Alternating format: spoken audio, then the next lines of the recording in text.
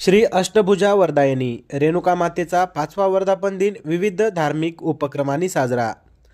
नांदेड शहरातील गोपाळनगर सांगवी बुजुर्ग येथे दिनांक 28 डिसेंबर 2023 वार गुरुवार रोजी श्री अष्टभुजा वरदायिनी रेणुका माता मंदिराचा 5वा वर्धापन दिन तसेच महाप्रसाद सोहळ्याचे आयोजन करण्यात आले होते।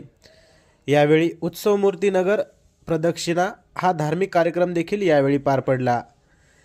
यावेळी शिवाजीराव देशमुख गुरु, बलभीम रेणापूरकर, प्रमोद देवडे, उदय नावेकर, भरत रेणापूरकर, अमित रेणापूरकर, विजय चौधरी, योगेश पारडीकर, नांदेड शहरातील मोठमोठे बिल्डर्स, डेव्हलपर्स, पिनॅकल इंटरनॅशनल स्कूलचे जवळगावकर, कडगे, बच्चेवार यांची यावेळी उपस्थिती होती।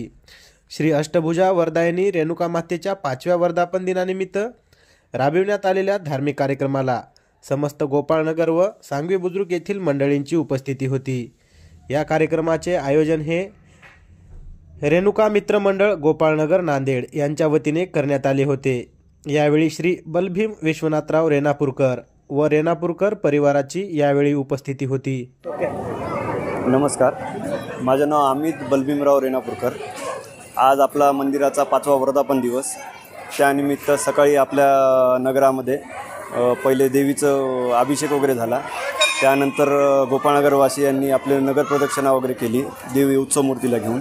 सर्वांनी उत्कृष्ट प्रतिसाद देत सर्वांनी देवीचं खूप अगत्यानं स्वागत वगैरे केलं। त्यानंतर बँड वगैरे वाजवत आपण नंतर पुन्हा वापस मंदिरामध्ये आलो। मंदिरामध्ये आल्यानंतर आपलं होम हवन वगैरे झालं।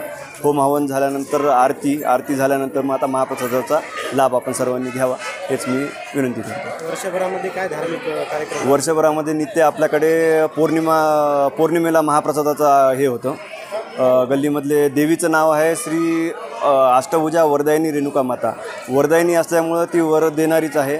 वर दिल्यानं भक्तांचे मनोकामना पूर्ण होऊन त्यांनी फलित म्हणून देवीचा भंडारा वगैरे करतात। भाविक भक्तांना या माध्यमातून वर्धापन दिनाच्या माध्यमातून भाविक भक्तांना काय सांगितलं? एकोपाची भावना वगैरे आणि माणसांनी सर्वांसोबत समरसता वगैरे राहावं ही भावना वगैरे। हा आपल्या मंदिराचा 5वा वर्धापन दिन आहे।